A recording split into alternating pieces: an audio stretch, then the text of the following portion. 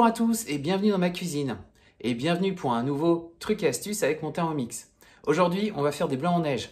Souvent, j'ai les retours de personnes qui utilisent le Thermomix qui me disent « Ah, les blancs en neige, j'y arrive pas du tout, ça monte pas, ça reste très liquide, etc. » En fait, si, ça marche très bien les blancs en neige. La preuve en photo. Et tout simplement, c'est parce que souvent, le temps n'est pas adapté. Clairement, il y a des recettes où les blancs en neige, ça dure 2-3 minutes pour le fouetter. Ça va rester quand même assez liquide. Ça va être bien pour insérer dans certaines préparations de pâtisserie. Mais la plupart du temps, on préfère avoir quand même des blancs en neige un peu plus consistants. Donc tout de suite, ce que je vous propose avec la petite recette que je suis en train de faire là ce matin, c'est une mousse de fromage blanc. Je vous propose de voir comment on va faire pour améliorer ça. Alors sur cette recette-là, le blanc en neige, je fais en deux parties parce qu'on commence à les fouetter puis on rajoute le sucre après. Et on continue à les fouetter. Donc justement, je vais vous montrer si ça ne monte pas assez, si c'est pas assez consistant. Et il suffira de remettre encore un peu de temps de fouettage et vous allez voir après, on va avoir des blancs en neige super consistants, parfait pour faire une bonne mousse justement de fromage blanc. Allez, à tout de suite.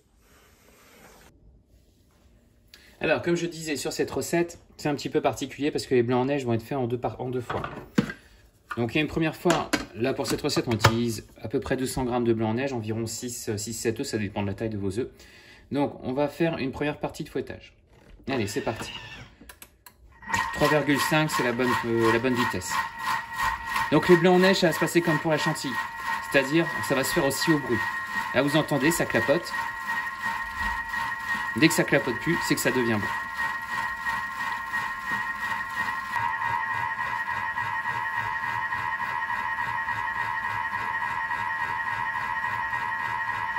Ça fait plus d'une minute que ça tourne. Ça clapote déjà beaucoup moins. Après, clairement, on ne sera pas sur la consistance finale, mais comme je vous disais pour la recette que je suis en train de faire ce matin, eh bien, ça se fait en deux parties.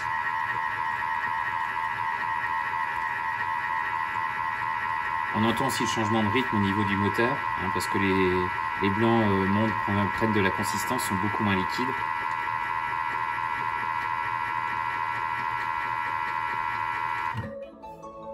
Allez, on voit tout de suite ce que ça donne.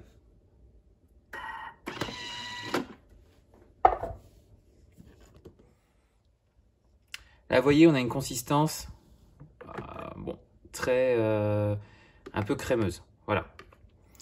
Alors, pour certaines préparations, ça pourrait tout à fait suffire pour mettre dans des mélanges de pâtisserie, etc. Là, on est plus sur l'élaboration d'une mousse, donc il faudra un peu plus de consistance, évidemment. Il faudra qu'il soit un peu plus ferme. Donc, je continue de suivre ma recette. Je rajoute ces 50 g de sucre en poudre. On referme l'ensemble et on va refouetter une deuxième fois les blancs. Alors là, c'est plus pour du mélange du sucre. Évidemment, on n'aura pas une consistance ferme. Mais dans ce cas-là, on va reprendre un petit peu. Je vais vous conseiller de battre encore un petit peu les blancs.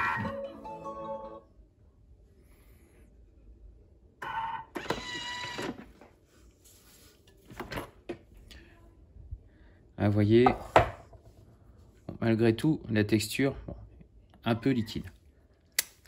C'est bon quand même. Donc vous voulez plus ferme, c'est bien simple. On revient en arrière. On va rajouter, je dirais que vu leur état, on peut refaire encore une minute de fouettage. Hop, tranquillement.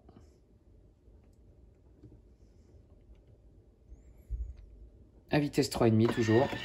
Et c'est reparti pour un tour.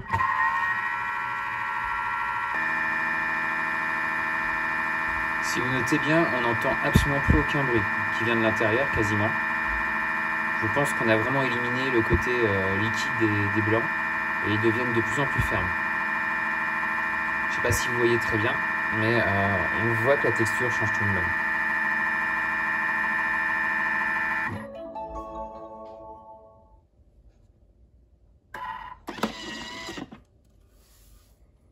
C'est quand même beaucoup mieux. Après, réellement, les blancs en neige, ce que je vous conseille de faire, quand vous faites vraiment que des blancs en neige tout seul, pas inclus dans une recette, vous les laissez facilement tourner, fouetter 5 à 6 minutes. Là, vous aurez vraiment une texture très ferme, comme sur la photo que je vous ai montrée au début de la vidéo. Voilà, c'était le petit truc du jour. Et je vous dis à très bientôt pour de nouveaux trucs et astuces avec mon Thermomix.